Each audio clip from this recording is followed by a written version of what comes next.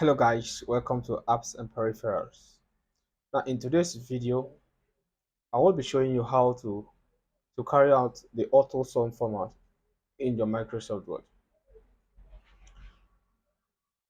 Now before you carry out this auto format, you must insert or create a table.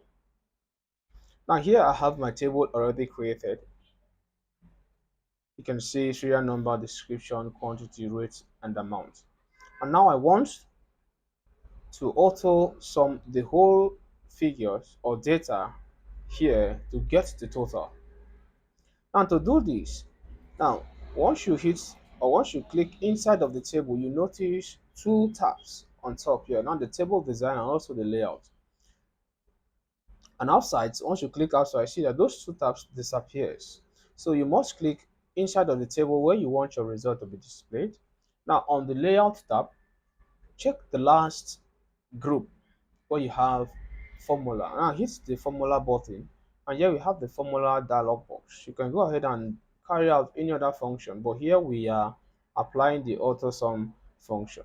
So I'll go ahead and hit OK, and here we have the total for the whole of this column. Now, thank you so much for watching, and make sure you hit the like button and also subscribe to this channel for more interesting videos like this. See you.